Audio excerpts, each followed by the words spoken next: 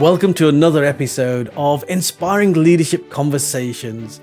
This is an opportunity for me to speak to some incredible leaders from around the world from all sorts of industries, but leaders who are very much at the top of their game, but leaders who also inspire me because they are leading in a very unique way. They understand the power of emotional intelligence. They understand the importance of human-centered leadership. Today's guest, I have been trying to get onto this conversation for some while now, and finally managed to get her here, and she's not going anywhere else now. We've now got her imprisoned for the next 30 minutes. Pips Bunce is a director at Credit Suisse, and if that's not enough to impress you, she has worked in the IT industry for 25 years, working for some of the top companies in the world: Credit Suisse, Goldman Sachs, UBS, British Telecom, and even the Bank of England. She's got an incredible profile within the LGBT community and in the area of diversity and inclusion.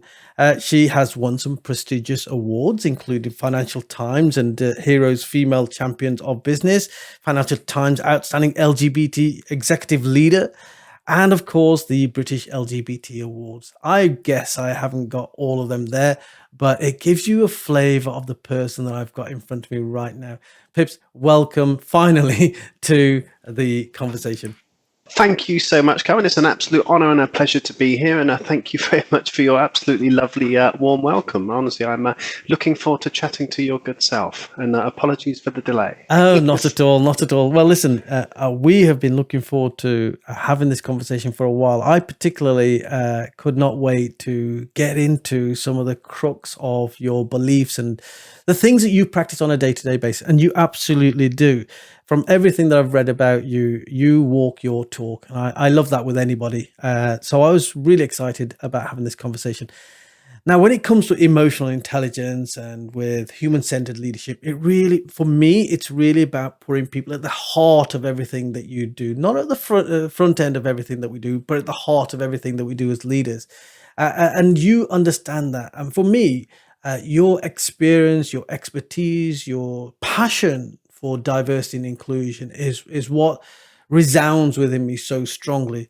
So we were having a conversation before we went online, and I have this belief around diversity that for so many years we have focused on this word diversity, and consequently we are still talking about it. For me, in the police service, some 3 or 4 decades later, we're still having the same kind of conversation. So it almost makes me think maybe we're looking through the wrong end of the telescope. So I've had to adjust my thinking. And I think diversity for me is a byproduct of the culture that you create in the organization. So what we need to do is take that more courageous step, have difficult conversations, and create a culture within the organization where people feel valued, where people feel appreciated, seen, and heard.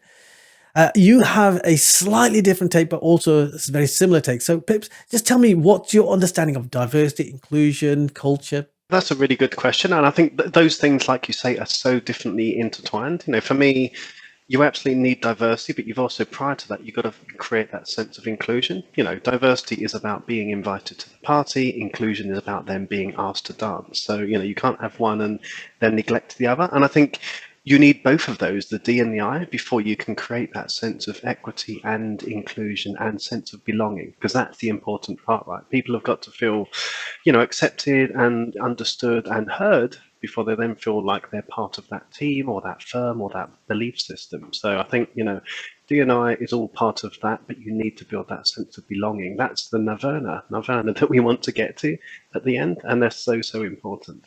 I love the analogy that you've used there about, inclusion is about being invited to dance. And it is if you invite so many people to the party, but if you're not encouraging them to be a part of the party, then that's not really inclusion, is it? And we see this happening in so many organizations where the focus of the organization is that I want X% of my organization to be BAME and X% to be from the LGBT community. I want to be truly representative of the community. But what sticks in my mind is, but if your culture isn't one where you are including these people in your decision-making process, if you don't have cognitive diversity within your organization, then actually you're not really making any moves forward to have creativity, innovation, true representation in terms of service delivery for the communities or the clients that you might serve.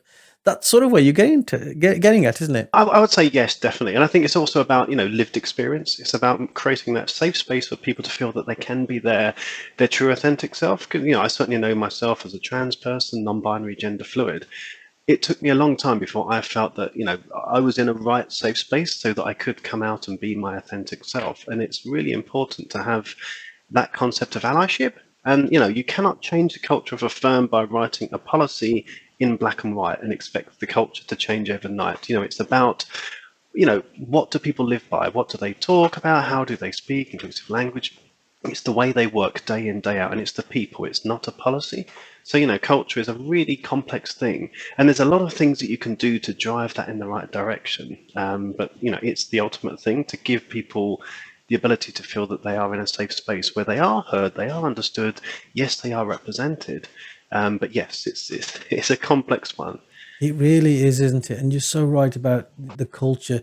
What sort of things have you seen, being done by those organizations that really are passionate about changing culture to be much more inclusive?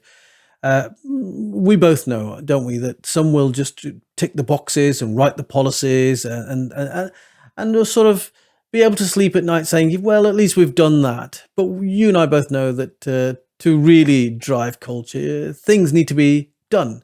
Uncomfortable conversations need to be had, and that's when you build a foundation of trust. So what sort of things do you think, or have you seen being done to change cultures? You're right. There are always those firms that are just pinkwashing, or for example, LGBT, they'll just do something during Pride and the rest of the year you'll hear nothing from them. I think there's a stark contrast between firms that are really stepping up and driving that change. And again, it's the same for all dimensions of diversity. I think the things that the firms that really care about this and are really standing behind it cut across so many different aspects. There's the community outreach, there's working with different charities, there's the internal culture of the firm, it's creating the safe space, it's having those courageous conversations, it's hosting events to give people lived experience insight into what it's like and the challenges faced for people from that community.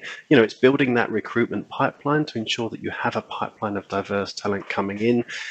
It's all of these different things, even down to the level of, healthcare or policies or whatever. So it intersects every single different part of a firm or a franchise. And I think that's the big difference between firms that are doing it as a tick box versus the firms that truly stand behind this. And I think a big part of that needs to be the message from the top of the house. It's no use wanting to do something as a firm and saying you stand by it, but the top of your house is not really standing and singing the same song. So the message from the top of the house to the outside world, to the social media, to publicity, comms, as well as to all of your staff, that also needs to resonate. We care about this. We want to make changes.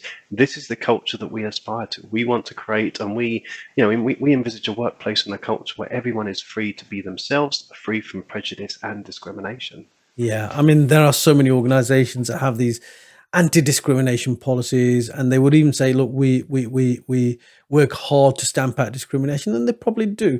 But one of the things that really struck me, and is a phrase that I hadn't heard before, I'll be honest, through the whole BLM process, was when people were saying, well, it's all very well saying these things, but I want to see an anti-racist organization. I want to see you doing stuff that's anti-racist.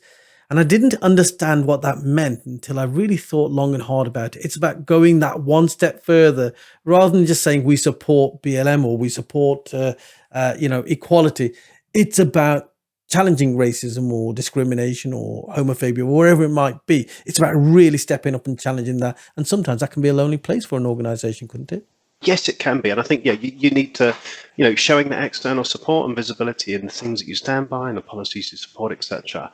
That's an important thing. I think, all big firms and corporations really do have a social responsibility to make sure that they are using their platform to affect social change, right? Because, the difference and, the changes that we can drive through large organizations is absolutely massive. So I would say, yes, there's definitely not so much an obligation, but firms should be using their platform to drive and affect that social change. And again, across all different forms of diversity. And I think that's where intersectionality is so key. There's so much good that we can do, but if we look at it all through an intersectionality lens, so it covers, LGBT and ethnicity and BAME and gender and all of those things.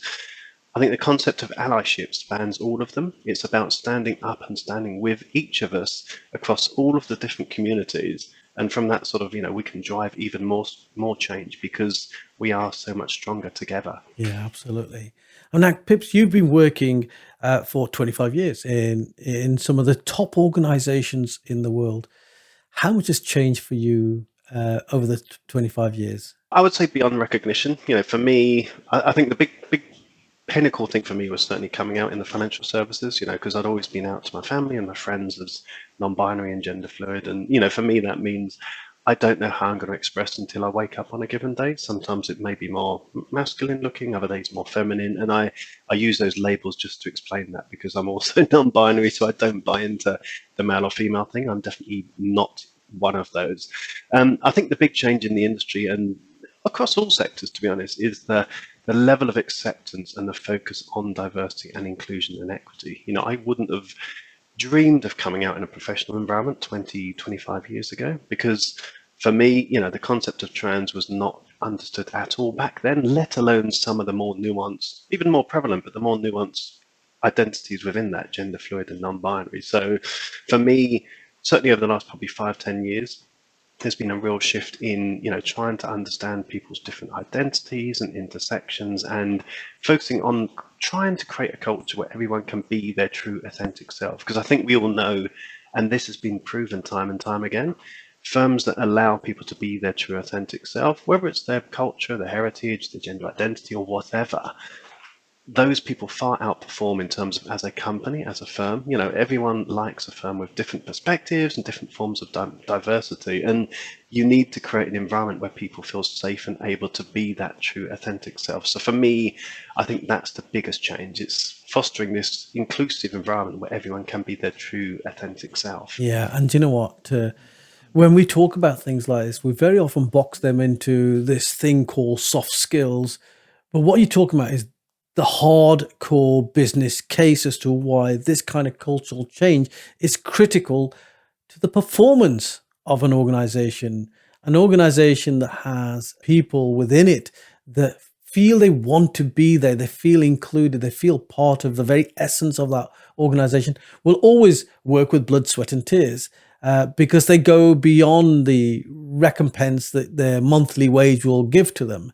They go beyond that and they work for something far greater. And I think so many organizations haven't understood this, but there must have been, for you, there must have been some sort of, I don't know, some point in time where you felt able to come out and, express yourself in the true essence of who you are. What was that for you? Did you see some sort of a change within the organization? Did you see a different kind of leadership coming through? What was it that where you thought, yes, I can do this now? I think for me that big catalyst, that big changing point is really was the launch and the concept of allyship. Yeah. Because I think there'd always been networks and enterprise resource groups, but it was really with the creation of allyship in the workplace and people standing with other people and understanding identities and challenges. That I think was the big push for me. I then felt that, well, actually, I'm going to be supported. This is going to be an inclusive space. Yes, it's going to be scary coming out, but I know I've got people around me that are empathetic, compassionate, they show humility, because to me, they are such important characteristics of proper, good, inclusive leadership: compassion, empathy, sincerity, humility. And allies, exude all of those things. They are the people that are there to watch your back. If something is said that's not appropriate or whatever, that they are watching out for you. And so for me, I think it really was the concept of creating an ally program where it was getting people to understand the difference that they can make by stepping up as an ally. And back then it was a smaller group. We've now got 6,000-7,000 active and engaged LGBT plus allies at CS. We foster that concept of allyship across all different dimensions of diversity. And honestly, I think that's the biggest catalyst for a cultural transformation, because it's inviting everyone into that conversation. it moves it away from just being this one group or this one demographic, and it's their problem, into everyone understanding and empathizing and helping drive that change. I mean, that's so beautiful to sort of try and get our heads around these critical points that allow organizations and individuals to grow and have the courage to show up as their authentic self. Uh, so you've been a leader for a number of years now, and you are clearly very passionate about diversity and inclusion. Probably from the experiences that you have, as opposed as you know, just like the experiences that I will have had in the past, which drives our passion to bring about change. So, what do you think if you were to describe that empathic leader, that human-centered leader? What are the key attributes? Let's assume that there's a young aspiring leader listening to this program right now. What would be the key attributes that you would say that you really need to focus on to be that, what I think is a leader of the future? I think the future of leadership is all about being empathic and being human-centered. What are the key attributes as far as you are concerned? Certainly some of the bits that I touched on, like, really showing humility, because that is so important. No one wants to work for a firm or a group of leaders that are, sterile and transactional, and they're not human. Because, and again, part of that is also, it's important you expose your vulnerabilities, because again, that's a really key part. But I think the big thing is really demonstrating humility, demonstrating compassion and empathy, and all of those things that, to me, make the biggest difference between a manager and a leader. People that have so much more respect for someone like that will want to follow, will want to listen, will want to sort of, buy into those leaders and what they believe in. So I think they're definitely an important thing. I think there's lots of different ways that you can then demonstrate those, I guess, those aspects or those dimensions. But I mean, definitely how you're working, who you're involving, making sure that everyone's got a seat at the table, making sure that everyone is, is listened to, because everyone comes differently, right? Not everyone's that very vocal, prominent person. Making sure that you take people's cultures and backgrounds and ways of working into account, because everyone, they might be at different levels, but that doesn't matter. It's about the difference that they can help and sort of the voice that they absolutely deserve and need. So I think making sure that you are supporting and advocating and giving that same shared platform to everyone, but really focusing honestly on the humility aspect of, I think, is the biggest key part. Yeah, I think you're so right. And when we're going back to the point that I made earlier on, where so many organizations are saying, "Oh, we need X percentage of representation. We need to truly represent our communities." It's sort of taking that thinking to the next level and say, "Okay, so if that is the case, if you truly do want to be representative of your communities, you need to look even further than just color, sexual orientation, gender, etc. You need to look at how people actually think. People will come from different social backgrounds. People will think in a wholly different way. You will have a mixture of introverts and extroverts. There's all sorts of complexities around human beings. And true representation is really about creating an organization where all of these feel welcome and all of these have a seat at the table, as you mentioned. Absolutely, absolutely. And I think, yeah, targets are great for one thing, but the key objective is they drive focus. They drive, Yeah. the objective is to get people thinking about this stuff. So whatever it takes to make your firm start thinking about this dimension or this dimension, that needs to happen. Because, ultimately you want to get to a level where you've got different levels of representation. But, inclusive leadership training is a really good example. It gets people to empathize.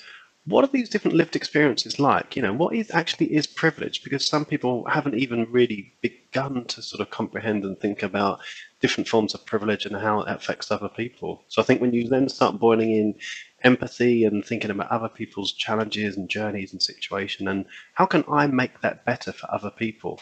I think that's the really important, powerful part. You talk so much sense, Pips. I knew there's a reason why I really needed to get you onto this Thank you. program and have this conversation. You see, EDI is become it's become one of these really popularized titles now, and all of a sudden, all over LinkedIn, I'm seeing more EDI experts than I've ever seen in my life. In fact, actually, being a strong proponent of emotional intelligence, I'm also beginning to see a lot of emotional intelligence experts suddenly popping up. And what worries me about any of these is the depth of knowledge and understanding and passion of any one of these individuals. But really, inclusivity is understanding it at its deepest possible level. It goes beyond the protected characteristics that we very often talk about. I think it's not a phrase that I particularly enjoy. Protected characteristics. It's something that the government have pulled together purely and simply so that we can start understanding that diversity, I guess, is much more complex than we can ever imagine it could be. But so many people take the protected characteristics literally, and they forget about the complexities of diversity in society. In its widest possible context. So I mean, it's been really fascinating talking to you about diversity and inclusion. In your own experience, you must have come across some leaders that have made it really difficult for you because, as much as we'd love for everyone to be enlightened, we know that society is made up of human beings, and as much as you will have the enlightened ones, you'll also have those that are ignorant and those that are bigoted, or etc., etc., etc. So you must have come across some really challenging times in your life as well. Would you care to share any one of those experiences or the types of experiences that you might have gone through? Thankfully, from a Credit Suisse perspective, I've certainly not had any senior leaders, etc., that have been challenging from that perspective. But certainly outside, in life and society, absolutely, you will always come across people that really challenge or really struggle to get their head around different forms of diversity, or to get their head around people that might be different to them. So obviously they need a bit of help on the empathy side. I don't know. I think it's one of the things I really focus on is trying to make sure that I don't take the odd bad situation or occasion I've had and disasterize and always expect the worst, because I must admit 99.99% of the time when I bump into people, whether they're on the street or the tube or train or whatever, they're just curious. They just want to understand. They want to learn more, and nothing's coming from a place of bad intent whatsoever. So it's important not to always expect the worst. I think a good example I give was I was waiting for a bus at a bus stop to come into work, and there was someone, really big guy, looking quite sort of scary, traffic warden over the road, and I saw him stop, stare, and start walking over, and I thought, "Oh goodness, here we go. We're going to have an issue or a challenge or a fight or a discussion." And it was easy to think the worst. Yet he comes over the road and he says, "Sorry to bother you. I just wanted to say you look absolutely gorgeous." Really such a lovely person. I always use that as an example of it's important not to let those few bad occasions sort of, I guess, sort of convolute or whatever the situations that you can have. I love what you just said about, not allowing these few occasions to, I think the word you used was disasterize, which I've never heard before, but it's a brilliant word. I'm going to use that a lot more now. It's a good one. And, yes, I have had bad situations. I've abused, and you can have things thrown at you. And sadly, you will always get some people that are incredibly bigoted, and they have an issue with anyone that's a different colour to them or different gender identity, etc. But thankfully, that is few and far between. And it becomes increasingly fewer and far between. So, I'm genuinely feeling that the world is becoming a nicer place to be. And hopefully, if we just continue along this track, and if we get the right kind of leaders, whether they are in organizations, in society, in communities, if we get the right kind of leadership, this human-centered leadership approach, and cultures begin to start shifting and start shaping, I think that we'll morph into a much more accepting society, much more embracing society going forward. I mean, I know far too many people from protected characteristics, and in my case, probably color and race, who have had bad experiences. I have had bad experiences in the past. I remember the police service that I joined in the early 1980s was completely different to the police service that exists now. And there was some ignorance, and you're right, you have to separate ignorance from bigotry as well. Some people were just plain ignorant and asking the questions. Others were bigoted, but bigotry tends to come from a place of fear, as far as I'm concerned. And I could quite easily be bitter and twisted now, but the more bitter and twisted you become, the less solution focused you become. So consequently, the problems remain. So for me, this is also a responsibility from those people from within those protected characteristics, not to become embittered, but also always to remain solution focused. And that for me is also a really powerful leadership trait. And you clearly are of that ilk. You are clearly a solution focused person who wants to keep pushing the the agenda forward in a very positive kind of way, so that we as a world can morph into something much better. And let's be honest, we need that in the world anyway. Thank you, Carl. No, absolutely, and we will get there. I just take so much from seeing people progress and do better. And I've seen the shift from people being scared and not sure, and not, and then coming out, and they're almost like different people. They're onto a different level. So I know the difference that it makes, and I agree. Every interaction you have, whether it's good or bad, I see it as a good opportunity to hopefully help that person on their way to try and perhaps be a bit more understanding, considerate, empathetic. Who would have thought that we would have a society where, I could speak to an openly trans person and have this incredible conversation. And you do look beautiful, by the way. Thank the you. hairstyle. I wish. So do you, I need some tips on the whole hairstyle thing. My hair gets to this long, and that's too long for me. I don't know how you cope with the hair. I was trying to book myself into a hairdresser's today to get it clipped short. So if we can get to this level, imagine where we could be in 5 years' time, maybe in 10 years' time. And that takes concerted effort to get there. We cannot become complacent. We cannot take our eye off the ball. And it's down to us leaders, isn't it? It's down to the leaders within the world to keep pushing that envelope, to encourage society to open up and to become much more aware. And going back to an earlier point that you made, these large organizations that we have in the world, they absolutely do have a corporate social responsibility to influence change within society. And I've always sort of understood that, the whole CSR point of view, but I've never really understood it in the context or recognized how important it is, because they are some of the biggest employers in the world, aren't they?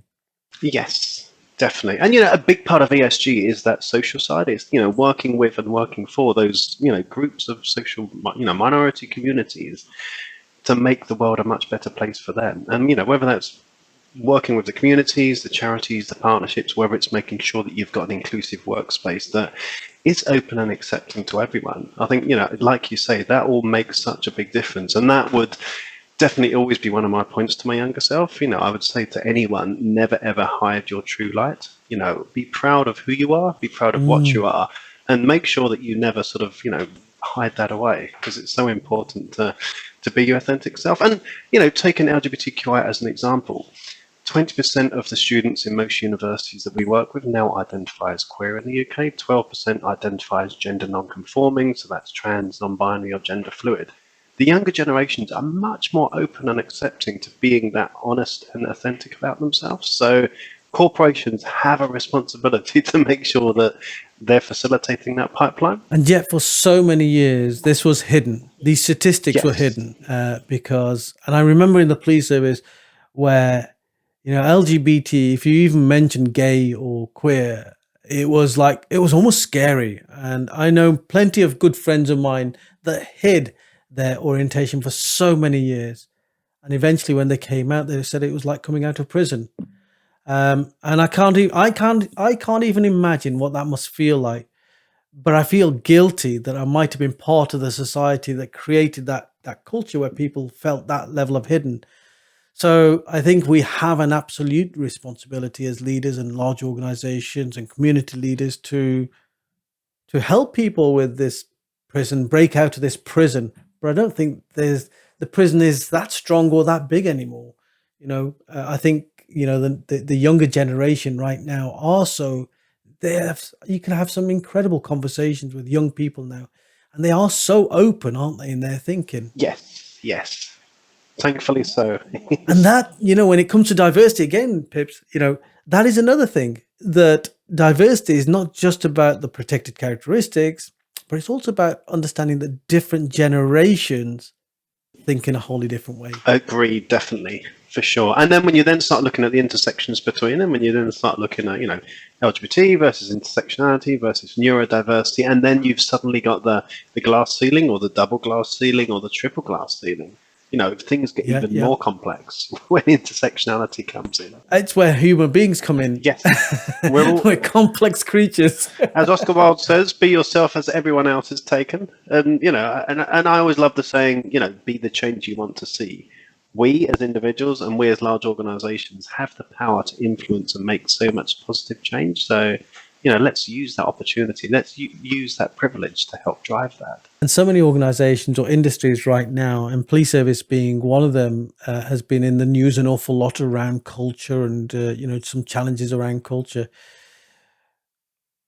Some would say it's like turning and this is a phrase that I heard an awful lot of. It's like turning an oil tanker around. You're not going to do it overnight. But I'm thinking this must be like the biggest oil tanker in history because we're still struggling to turn it around. What do you think we're missing as a society? What do you think we're missing if it's taking so long for so many industries or organizations to turn that culture around? What is missing for you? That's a really tricky one. I think there's so many different intersections. Obviously, you've got the work and the corporations that are trying to do, but then you've got, I don't know, the challenges of social media, the challenges of certain parts of the press. There's so many different competing groups that have very different agendas. The agenda of everybody is not to make the world a better place for everybody. So it's, you've constantly got different dimensions of that progress competing with each other. I think, there's getting much more visibility now. There's much more focus on driving things in the right direction. But I think the challenge is it's very easy to take 2 steps forward, but then very easy to take 1 step back. You look at LGBT hate crime as an example in the UK, that's gone up massively over the past few years. It's almost slipped back from a how safe do I feel perspective. I certainly don't always feel safe everywhere, and it's worse now than it was 5 years ago. So it's very easy for good progress, hard fought progress, to be sort of stripped away very quickly. Very quickly, yeah. Yeah, it takes years to build up and then Exactly. minutes to destroy. Exactly. Absolutely right. I think to your question, focusing on getting everyone on board with that change, right, and sort of trying to head in the right direction and having these discussions that need to be had to help get people on board with what we're trying to change. And it all boils down to leaders having to really step up and understand that leadership is not just leading a department, leading your organization. It's far deeper than that. It is. There's a phrase that I see every now and then: servant leadership. Leadership is about service. Leadership is about serving those people underneath you, or the colleagues that you work with, those that look up to you to be led. But you get equal amount of leadership from them if you give some of your power to them. And that way you sort of flatten things out and regard everyone as a team. And in that team, you have this very complex environment with all the human complexities and needs of individuals. And this conversation has really been about that cultural change, that culture rather, as you said, where people can feel seen and heard and valued and brought to the table. And I think you said, and invited to dance at the party. That we like, Carl. No, definitely. Yeah, I love that phrase. I'm gonna keep with that phrase. Diversity is about being invited to the party, and inclusivity or inclusion is about being asked to dance at the party. The important thing is make sure you haven't got separate dance floors at that party. I mean, we've all got to be on the same dance floor as well. So let's keep our focus on intersectionality. Love analogies, Pips. Love analogies, and that's one of my favorite now. I'm going to use that. The other one you just touched on there as well, and another one I love on that is, it's not always easy doing the right thing, and doing the right thing is not always easy. So as businesses, as leaders, it's not always the easiest thing to take these aspects into account, whether it's diversity or work we're doing, but it's the right thing. And I think it's always so worth doing the extra bit of investment to do the right thing and make things better as a result. And if you use that as a guiding light for your leadership journey, I don't think you're going to be too far off the mark. Agreed. And it will require courage. Of course it will require courage. It will require hard work, but the rewards are so much more better for the work that you put into it. Pips, I want to thank you so much. I knew this was going to be a great conversation. We could have carried on forever, I'm sure. But thank you so much for joining me. It's been an absolute pleasure. Thank you so much, Carl. Pleasure has been all mine, and I really appreciate your time. Thank you very much.